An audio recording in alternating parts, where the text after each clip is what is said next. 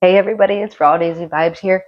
Take two. I did just do a video, but I figured let me do another one just in case I could do better because why not?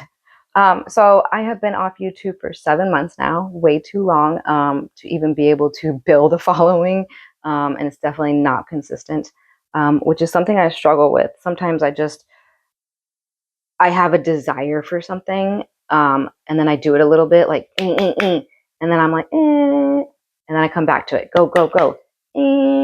So that's just, I have to be able to be okay with that because that's just how it is. As much as I would like to have a following, I'm doing my best. But so let's get back. I wrote a couple of notes. I wish I would have. I wish always I would have wrote a little bit more. I need to stop wishing and just do, or just be okay with what I've done. So I had made a video about how Fuega and I had moved to Melbourne, and the goal of better opportunities, this and this and that, and becoming a teacher here in the school district. So I got into the school here as a behavior tech, and lo and behold, a kindergarten teacher quit, left, resigned. Don't know the story. It's not my story to tell. So that door opened, and I was like, oh, I think I'm just going to walk through that door, which has happened. Usually the things happen to me is when a door opens and I'm like, okay, that's my opportunity to just walk through it. Like, why not? Why can't it be me? Why can't I be the one to do that? So I went to the principal and say, hey, when I first became a sub back in Illinois, there was a teacher who also ended up leaving. I think it was 3 months before the end of the school year. And so I became the permanent sub in that classroom. So basically I became their teacher. And I thought, oh, maybe I can become a sub here and then go into that position. So what she did was like, let me send a couple emails to see exactly what can be done. So lo and behold, she found out that I can get my temporary teaching certification, and they put me right into the classroom. That was at the end of October, beginning of November of last year, 2025. So I've been in that classroom since the end of October. And I love those kids. It was pure and utter chaos, and they have turned around 100%. Like, it is amazing, amazing for them, amazing for myself. I think amazing for the whole school. Like, it's pretty cool. Like, it's a really cool experience.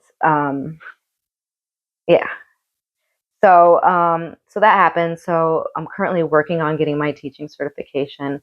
I have passed 3 out of the 4 tests. The test I didn't pass with math, which as I was taking the test, I knew that I wasn't going to pass it. I was like, whoa, this is way out of my realm. I have been studying, but as we know, when it comes to being on the spectrum, studying is not easy. It's not easy at all. I go into work super early. I'll put on my noise canceling headphones and just sit there and study.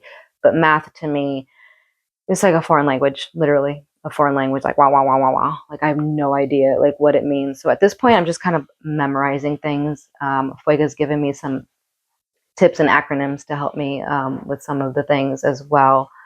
So I am working on getting my professional certification. I'm not sure too much about what's going on with the position for next school year, but I'm hoping everything's going to work out.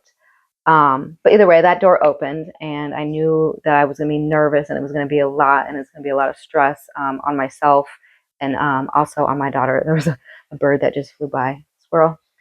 So so when I took the job, I also knew that my divergences and my OCDs were going to become magnified.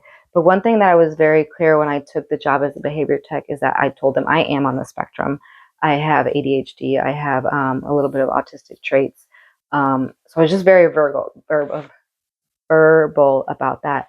And I like to be vocal about that because it helps me and it helps other people understand why I'm asking so many questions, why I need so much help, or why do I need to be told something at least 5 times to really understand it. And so, of course, what happens with me is that I hyper focus. Like, I will hyper focus. So what has happened is that my YouTube has kind of obviously drifted off. My health has drifted off a bit. Getting food is like non-existent. Taking care of the house becomes hard, because all I am doing is hyper focusing on my job. Like I've told before, I'm not good at doing like multiple things at one time. So what has happened is my health has had some issues. At one point, there was the whole middle part of my lashes just gone. The stress had like just gone. It's gotten a lot better. What was happening is nutrient deficiencies from not eating, and then also when you're on Adderall, you don't really feel the urge to eat. And then not only that, if you're ADHD, the food and eating doesn't come to your mind when you're doing everything else. So I have gotten a lot better at that. I have food that is delivered to the house, and then I got a refrigerator for my classroom. So I keep food in there now. I keep snacks, a lot of protein, and that's really important to remember. Is that if you are on ADHD medication, you need protein. Your medication will not work properly if you do not have protein. So that's one thing that I'm trying to really, really remember, is to intake a lot of protein.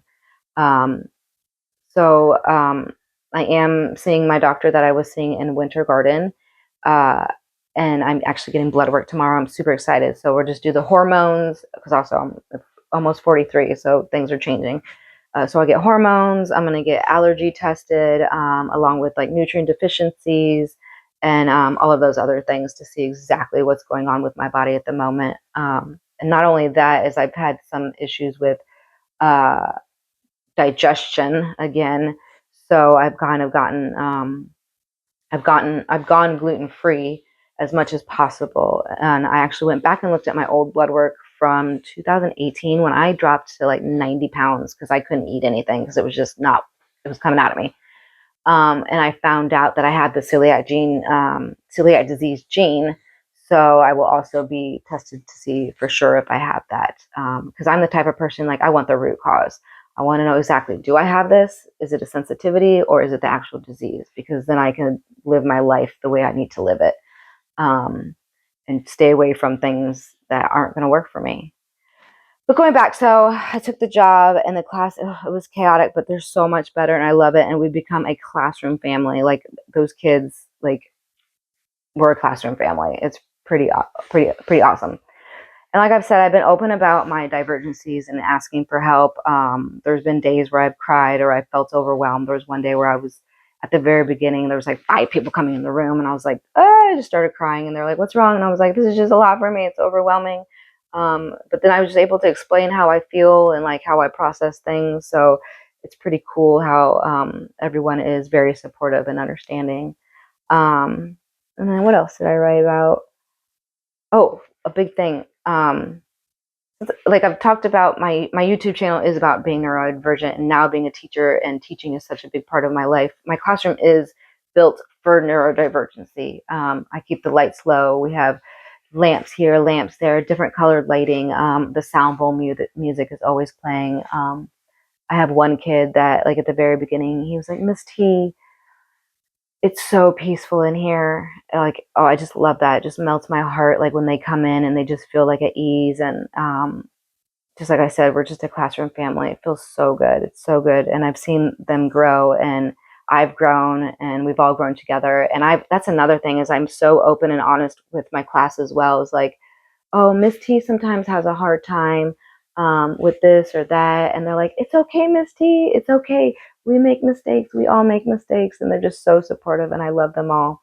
Um, and I think it's pretty cool. Like, my classes, like I said, I teach it divergently, like how I would want to be taught. We start off the day in the front of the room, and then we move to the back of the room, and then move back to the front of the room, and then we're on the side of the room, and the back of the room.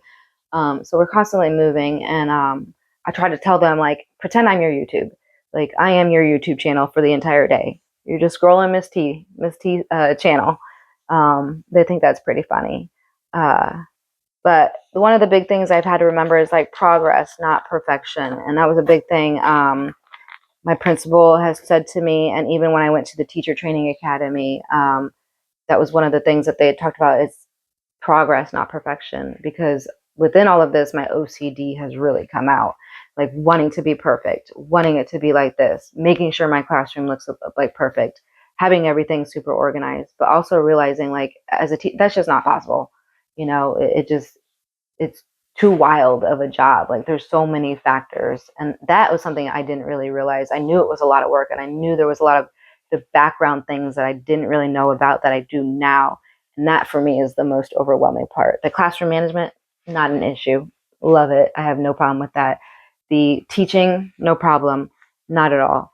Um, it's all of the background things. It's all of the computer things. It's all of the things that you're supposed to do that I just don't know that I'm supposed to do, and the things that pop up. But I am learning, and I am super excited. I have a great team, and I have a great principal and assistant principal, and lots of people in the building that are very supportive and understanding.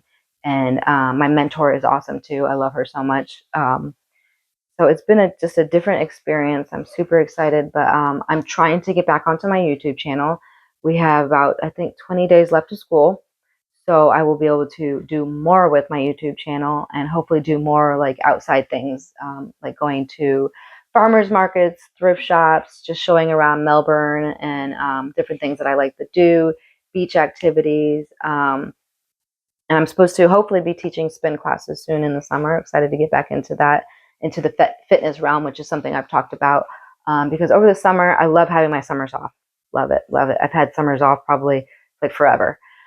However, I do get a little antsy. Like I can get a little like, oh my God, what am I going to do? What am I going to do? Because as much as I'm ADHD, I'm also autistic. So I like to have like a schedule. So hopefully having a little bit of a job in the summertime will help out with that.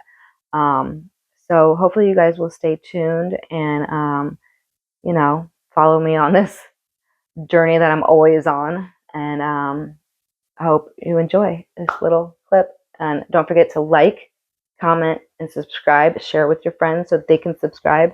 And everyone have a great week. Peace out.